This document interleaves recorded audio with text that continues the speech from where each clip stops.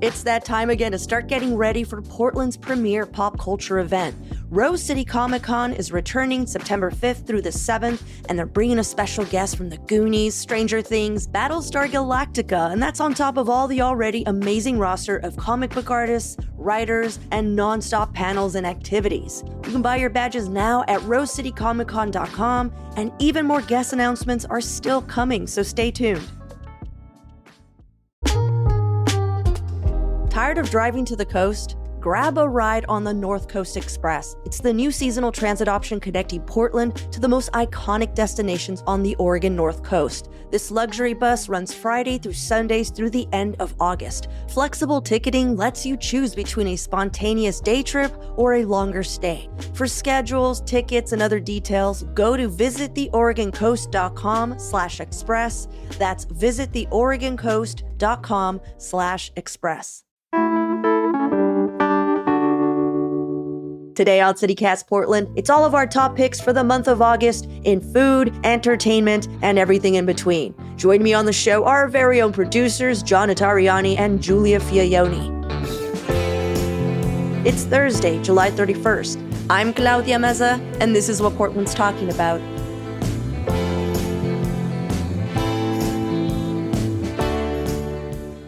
Happy almost August, everyone. Welcome to the show. Hey, Hello. happy August. Almost August. Oh man, well, Julia, John, thank you for joining me. If you're new to the show, our monthly guides are something we started doing here at CityCast Portland to feel just a bit more connected to our city, because it gets so easy to get stuck in a rut and not seek out all the cool things happening around you. So hopefully after you listen to today's show, you'll walk away with some new ideas for how to have the best August possible. You can email our boss, David Plotz, if you end up following our advice and hating it. He's got refunds and apologies ready to go. Normally you put me on the hook for the refund, so thanks for kicking it up the ladder today. We're going all the way to the top. All right, let's jump in. What's this month's obsession or event that you're really excited about? Yeah, so I have a whole theory of the summer where in June and July, we're so excited that it's nice out. We're like going out and going hiking and like going to the water. And then August comes around and you just get a little bit summer lazy. You know what I mean? Where it's like, or I could just like hang out outside with my friends. And I think the best way to do it is outdoor movies. A lot of these come from a great article by the Portland Monthly that has picks for a bunch of outdoor movies you can check out. There's the Portland Park Summer Free-for-All going on, where they're doing free outdoor movies at parks in the city all summer long. It's very family-friendly. The event gets kicked off at 7:30 and the movies start at dusk. And they're just showing like a bunch of really great stuff at parks across the city. A couple things I wanted to point out. August 14th, they're showing Barbie with Spanish subtitles in Irving Park. Like, doesn't that sound like so much fun? That's awesome. They're also doing The Goonies August 16th at Seawall Crest Park for free. And they're showing Beetlejuice on August 30th at Woodstock Park. So that's my like part one. But if you really want to get into it, like there is nothing better in the summer than going to an actual drive-in movie theater. And there's the 99 West Drive-In in Newburgh that shows like both new and old movies in an actual drive-in. Like you play the sound through your car. I have not been to this one, but I used to go to drive-ins all the time in Detroit. It is so much fun to be able to like sit in your car, hang out with your friends, maybe bring some lawn chairs. They also do like occasional horror double features. Just a couple weeks ago, they did a double feature of Carrie and Sleepaway Camp 3. Ooh. Yeah, it seems like they're doing them once a month, but like definitely keep an eye out for that as well. Oh, that's awesome. I have gone to the movie in the park once. I went last year kind of accidentally. I don't suggest doing this, but I was walking around in the Irving Park neighborhood with a friend of mine, and we were just like passing a joint back and forth. We saw the movie playing in the park and we were like, oh, let's like stop and watch this for a little bit. And then we kind of like zoomed outside of ourselves and we're like, we're just standing on the perimeter of this park watching the new Mermaid movie, smoking a joint with all these kids around. We should probably move on. Yeah. What the hell, Julia? But I did really enjoy it for a moment. I would love to go back and do it for real this time. You're so funny. Everyone's like around you. You're like, what do you get out of here? And you're just entranced by the mermaid. You're like, just like wow. We're hypnotized. like way off into the distance. I'm like, this probably doesn't look good. What about you, Julia? So I'm talking about a music festival, one-day music festival coming up at the end of August called Glizzathon. So this festival is a fun one because it's not only BYOB, it's BYOG, bring your own glizzy for the grill that's going on at the festival. It's one day on August 30th starting at 3 p.m. and it's on the south end of Swan Island, kind of like tucked in underneath that overlook neighborhood viewpoint. And it's just a bunch of local bands playing. There's over a dozen bands coming out to the show. One of them's Heaven Skate. They're like an indie punk country band. Flying Caravans, a psych rock jam band, and Swiss Army Wife, which is a PNW emo band. Those are a few of the heavy hitters. It's completely free. And I feel like once you get to the end of summer, you're trying to squeeze in like all the last minute outdoor music you can while it's still warm out. And it is an easy, like lazy summer thing to do. You just show up, bring a lawn chair, bring some water. Don't forget your glizzy. John, did you go last year? I remember you mentioning wanting to go. I didn't. I wanted to. I feel like at the top of my like Portland bucket list is one of these shows that they do periodically at it's Anarchy Beach, right? Yeah, is what they call it. yeah. Yeah, they like do these sort of pop-up punk shows at this beach. I've always wanted to go and I haven't made it. So maybe this is the year. You should go this year. Yeah. I'll be there for sure. Can I suggest something that's not a hot dog to eat? Please. If you must. I know, sacrilegious to this festival. But where it is located, there is a new fast food vegan hamburger place called Faceplant. And most people don't get to it because it's like in Swan Island. One of the details that I read was they're like, we're going to make like a vegan In-N-Out.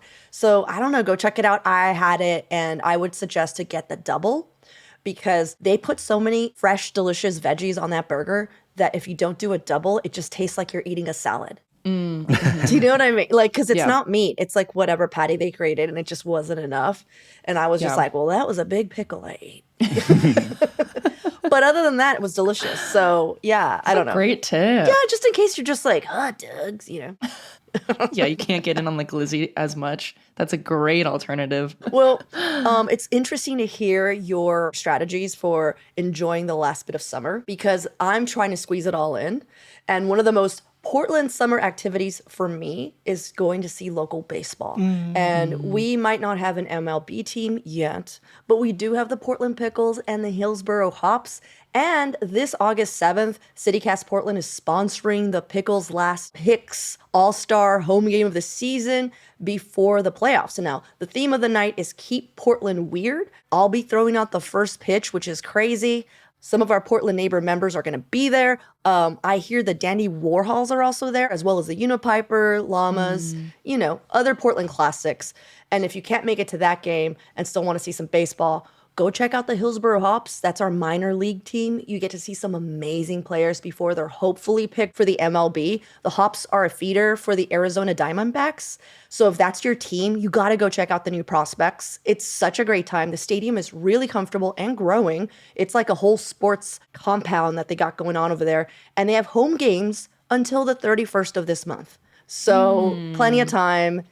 If you can't, but we'd love to see you August 7th at the Portland Pickles because we know the Pickles are Portland. And like, I gotta tell you, the vibe is very different. I've been, I don't know if you've been to either, but like Portland Pickles games are just crazy. Yeah. It feels very us. In Hillsboro Hops, I feel like I'm visiting a family that I have to like, oh, I can't curse. Oh, they're proper. It's a family event. Like, I know so is Portland Pickles, but it's a No, family. I went for the first time last night to a Pickles game, and it was a lot more rowdy and loose than I thought it would be. Yeah. Like, I still didn't know what this was about, but there were periodically people were like lifting up their chairs over their head and like shaking it around. What is that about? It was so funny and cute. It's like it's like a whole Too much lore. Because it happened once where everyone in the bullpen in the dugout brought out their chairs and just started raising them. And it became like this rally, and then it just sort of grew, and soon the audience started. And this was like years ago. That's amazing. And since most of us who are sitting in the bleachers don't have chairs, they make. Is that what you saw? Yeah, you saw they have stools. There's like green stools that everybody carries around. It's amazing. And I'm sure so many people are joining and have no idea why. Yep. I was lost last night, but I loved it. Yeah. All right. Well, let's take a quick break here. And when we get back, our picks for food, drinks, and so much more.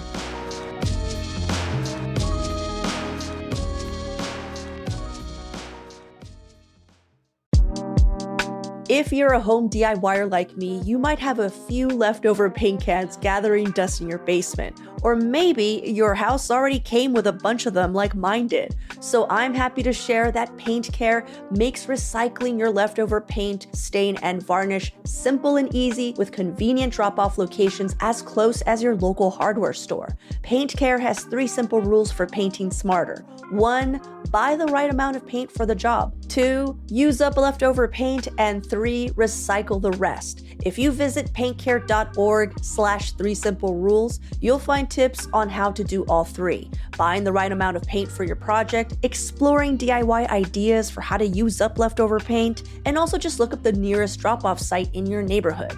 Paint Care is all about keeping it simple for Oregonians.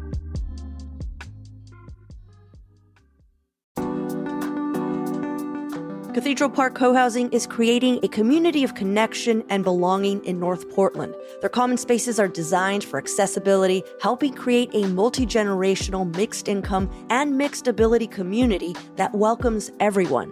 Plus, their land is walking distance or a very short drive to many amenities, including, in my opinion, one of the most beautiful parks in our city and plenty of nature trails. To learn more about Cathedral Park Co-Housing and see if it might be a right fit for you or a loved one, go to cathedralparkcohousing.com/events. That's cathedralparkcohousing.com/events and sign up for a virtual information session or just call Alicia at 503-319-5003. Act soon because they are close to breaking ground and homes are selling fast. All right, guys, what are we eating in August? Okay, so this is a secret little neighborhood spot of mine that I've been going to for a while now. It's called Saint Burrito, and it's where I go to get like a food cart pod burrito. And it's not like typical Mexican street food style. It's like a Pacific Northwest take on it. And I mention that because like you got to set your expectations, right? Like it can be a totally different thing than what you're going there for if you don't know. And my go-to order is a yellowfin tuna burrito. And it's pretty massive and feels like really healthy when you eat it. Like I always feel great after eating it, which is rare for a burrito. Totally. Nobody's ever said that. Oh, I feel so great after eating this whole burrito. Like, that's why it's so memorable to me. But there's like shredded cabbage in it, rice, seared veggies, green chili crema, guacamole, cilantro, and they have this like really spicy habanero pineapple salsa that you can put on top. And it's like, I don't know, I think about it every couple weeks, and every time I go, I feel like I have this nice reset where I'm like, that was a good meal and it wasn't that expensive, and I got to go for a little walk to go and get it. It's like kind of like my own like meditative ceremony, but they're open. I'm sorry. It's the real deal. You're meditative. You're like, coming back to me is eating a fucking burrito. And I'm like, this is burrito night. Sorry, Julie, go on. But they're open every day from 11 a.m. to 8 p.m. When it's pretty hot out in the summertime, they'll close early. But they're located on Southeast 28th, right in that little like walkable neighborhood main strip full of restaurants and shops. I just love it. And I realize I've never shouted it out because it's something that I really hold near and dear to me. But yeah, Saint Burrito. Oh my gosh, I'm looking at their menu now. This looks great. Yeah. Man, if all meditation and mindfulness involved burritos, we would all be so enlightened. Don't be you better off think? for it. We'd be hovering. We finally have flying cars. What about you, John? Oh my gosh, I'm so excited for this one. So Rangoon Bistro is like hands down one of my favorite restaurants in Portland. The chefs come from like a Michelin star background, but they're just doing really beautiful, like interesting Burmese food. And it's like pretty casual and pretty cheap and just so good. Which is why my eyes popped open when I found out that they're opening a bar right next to their Mississippi location. It's called Bone Sign. And the whole idea is that it's sort of like inspired by like Burmese taverns that are good for like groups or friendly gatherings. There's a lot of sharing that goes into it. I stopped in there last weekend and it is just so, so good. They have like a bunch of bar snacks that are all like pretty cheap. Like everything's less than $20. And you can also get the full menu from Rangoon Bistro, which is right next door. And they like are going to be doing all this other stuff as well. They're going to be doing DJ nights. And the owners are also all about FC Arsenal, the like North London soccer team. So they're going to be doing like Arsenal viewing parties. Oh, that's awesome. It's a small space, so don't everybody rush there at once because it is my place. But but definitely check it out. I'm sorry. Are we like, let me tell you about this bar? Don't go. It's Don't my Don't place. go. Can I give some inside Oh my knowledge God. as to just how territorial John is over this spot? So, listeners, I initially picked this as the place I wanted to go check out this month. But John is so excited about it. He did a tradesy with me. I gave him the spot back and he gave me a hack. So we're doing some more hack dealing this month. God. Dealing in hacks. Julie, you were so upset last episode. I'm sorry, I'm a hypocrite. When John gave me a hack and you're like, what's going on here? Oh my God. Okay. Well, love it. I love that you both gave something so personal. Yeah. Here is my spot. You know? Please don't go there. Yeah. All right. Well, I recently came back from a trip to the Bay to attend Mosswood Meltdown. And we stayed with one of my partner's really good friends. And he's super active and connected to the local queer community. So it's like 4 days of nonstop brunch, drag balls, and like John Waters hosted punk shows. So Oh my gosh. I am a little sad and tired, but not gonna lie, that trip made me realize that I'm not living my life as gay as I could be. And also too, I don't brunch nearly enough. So I immediately started looking for new brunching opportunities. And I'm happy to Yes. share there's a new Mexican brunch spot in town opening up in a very familiar spot. Mi Familia Cafe is now operating out of Que Pasa Cantina. That's like the restaurant on Southeast 12th. It's been there forever. But in the morning, it's going to be this spot. So Mi Familia is run by family members from the Dos Hermanos Bakery Camp and will be open weekends. Yeah, Friday through Sunday from 8 a.m. to 2 p.m. There's menudo, chilaquiles, milanes, which is like Mexican chicken fried steak or like schnitzel.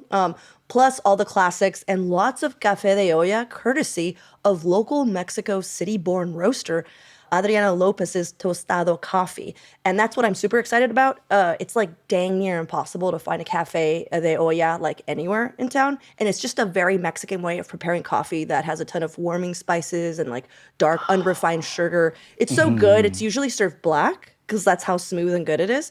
But the fact that they're using a Mexican roaster and all that, it's like extra special. So I'm so excited. Oh my god. And I want everyone to go because I'm a Because giving, Claudia's more generous than generous me. person. Because I'm all about community. Okay, I want everyone to go to my bar too. just not all at once. Just not all at once. This is a nice pick, Claudia. I am like all in on this one. I want to go as soon as possible. I'm seeing they have a breakfast sandwich option, which we can add to our very long list of places we're excited about. This is awesome. The only thing there, I'm like, you guys, it opens at 8 and closes at 2. And I'm like, move that down.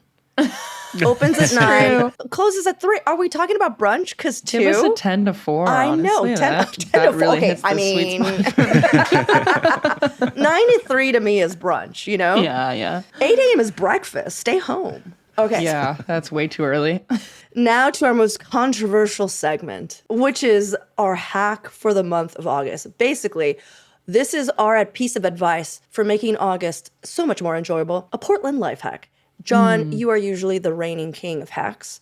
Julia, you just said you got one from John. Should I go first? Since my hack was actually brought in by a listener. Take it away. Yeah, go for it. So our listener Ruth G wrote, lots of parents feel like summer is an expensive time and most kids' activities aren't affordable for a growing number of parents. Portland Parks offers free lunch and play sessions in parks all over the city. Lots of games and crafts and free packed lunch for any kid from 1 to 18. Wow. Julie, I think you could like sneak in there. No one would say, hey. Are they checking IDs? No, they would just be like, who's this tall child smoking pot in the perimeter? Give her a sandwich. Our favorite park, and this, I'm continuing with our listener's note. Our favorite park is Gateway Discovery Park, and today's lunch and play had mini tennis, basketball hoops, watercolors, and beaded jewelry making, all to the sounds of DJ George, the mixologist. The guy is like 80 and plays everything from hip hop to bachata. I go there my God. I know. I go there every day with my 1-year-old grandson, and watching the park service provide such a wonderful space for kids and their grown-ups is so uplifting. Lots of parents don't know about this provision. It's free and it is for everyone. It is one of the most wonderful things about Portland and why I freaking love living here. And just want to tell y'all, it goes on until August 22nd. If you have a child or you look like a child and want a free sandwich, It's happening. At the end of the FAQ, it does say, question, can an adult buy a meal? Answer, no. So, sorry. Us adults are out of luck. Oh, man. Well, I mean, I thought that was a pretty cool hack. Oh, yeah. no, that sounds like a really wonderful program. Yeah. And I love like the looped in love letter to Portland with that one too. So shout out to that listener. That was so cute. Yeah, Ruth thanks, G. Ruth G, thank you. Yeah. I have one. Ooh. That's John's. I believe I heard John has one.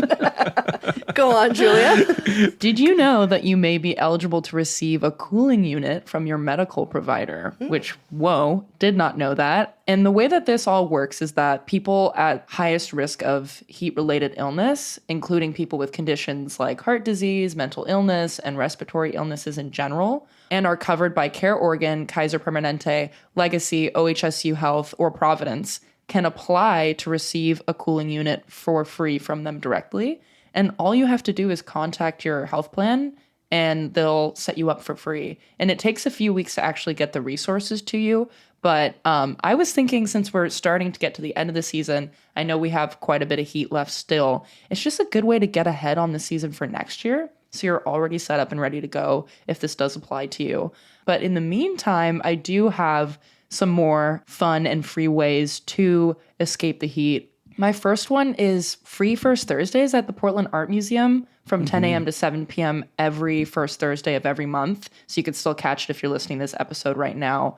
My other one is, I just learned this recently, the Matt Dishman Community Center on Northeast Knott Street is free for North Portlanders to access. And they have a gym and a free indoor pool, which is amazing. All you have to do is apply for an annual pass, completely free, just prove that you live in the area, and then you can access the facilities all year round.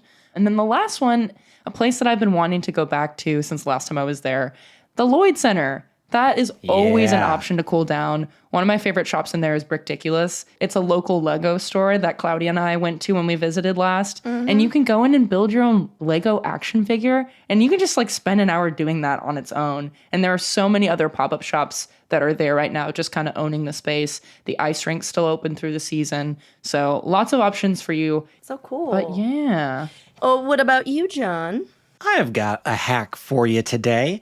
So we are sort of approaching prime fruit tree season, right? And I feel like there's a lot of fruit trees around Portland, but like, how do you know where they are? Where do you find them? Well, there's actually a website that has a map of all sorts of urban orchards that you can go and like find these trees and let you know where you can pick your own fruit. It's called the Portland Fruit Tree Project. Have you guys ever seen this? Can I just say something, John? What? This is quite an interesting turn of events because I do believe, and Julie, you may not remember, this was one of your hacks maybe a year ago. You have traded hacks. Are we hack cycling? You have not only hack cycled, Julia brought this hack to us first. That's so funny. Well, But it should be said again. It should be said again. Let me put my spin on it. Because clearly Now that some you of us in the mention- audience might not remember when Julia brought it up at some point in the past. The Portland Fruit Tree Project. Oh my gosh, what an amazing original idea. Yeah, there's like fruit and nut trees all over the city on this map. And you can just sort of pull up the map and see what is in your neighborhood. I was looking at it. I just found that there's like a fig tree pretty nearby and it's in the public right of way. So it's just free to grab figs once they come up. And there's also a program where like if you have a tree that is overloaded and has like a ton of fruit on it and you just don't want to deal with it, you can sign up for volunteers to go and harvest the fruit for you. And half that fruit's going to go to food pantries, half of it's going to go to like the volunteers and like possibly the owner of the tree. But yeah. I had my first like fig from the tree last night and I was like, oh, I forget how magical this is. Oh, yeah. I have a fig tree, as you know, Julia. Yeah. I have so many figs right now. I might actually sign up to get somebody to come through and grab some because I can't eat them all. What's so funny is that when they were getting ripe, I could see people coming through and like feeling them. And I would be like, hey, they're not ripe yet. Like, leave them alone. And I think touching 'em. I think that it made like people around go, oh, she doesn't want her figs touched. But to me, I was like, it's a sweet baby that is like still getting, you know what I mean? Like, I'm like, stop touching the fruit. It's not ready yet. But now that it is, I'm like, come get it. And I think everyone's like, you barked at Wait, me. no, come back. Crazy fig lady down the street. But also it's because they were literally climbing onto my yard. And I'm like, girl, that's not how we do that around Not here. cute. Just call the fruit project people and coordinate that way. Yeah, and on the map, there are a number that they're listed where, like, there's a fruit tree here, but it's in private property. Please don't pick from it. I loved hearing about that hack again. I totally forgot about the volunteer program. So that's a hot tip. Well, Lots actually, of hot tips. I want to shout out, they have a tree care service. As a person who has 2 fruit trees, and sometimes I'm like, how do I prune this? They actually have like a system, which is great. Like you can pay a little bit of money and they'll come through and they'll prune it for like $85, which is so much cheaper. If that's a steal. like that's a steal. So I'm going to be doing this. So thank you, John and Julia, for reminding me and going back in. This is great. The hack tag team, yeah. Well, it's that time of the show where we decide what we're going to be doing together, what the winning picks are. So, is everyone coming over and picking my figs? Is that what's happening? the volunteer team. I'm not going to put yard work at Claudia's house at the top of my list, but nice try. I really want to rope you guys into Glizzathon. You've I kind of really got me do. going on Glizzathon. I know, I think I might be in for Glizzathon. No, 100% in for Glizzathon. Are you kidding me? Yeah. Are we going to do this? Yeah. It's like a bike ride from my house. Same. It's easy to Come get to. Mm-hmm. I think it might be think that's Glizzathon. it. Hot dogs, vegan hamburgers. It Stopping sounds at great. Bone Yeah. Sign on the way home. I think we have a winner. We're going to Glizzathon. I think so. Glizzathon. I'm going to hold you guys to this one. I'll be really sad if No, you're not I'm going to there. go, and especially because Temple Grandin's playing. And Yeah, I love that is band. true. They played our 503-day festival. So. Our favorite CityCast band. Come on, you got to be there. Putting it on my calendar. Let's do it. Yay! Nice. Well, I hope this provided some new ideas. If you have your own picks that you want to share with us, please hit us up.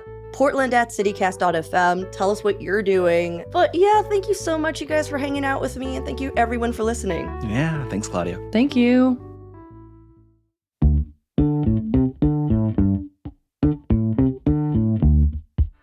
Well, that's all for today here on CityCast Portland. Thanks so much for listening. We'll be back tomorrow morning with more from around the city. Until then, see you at Slim's.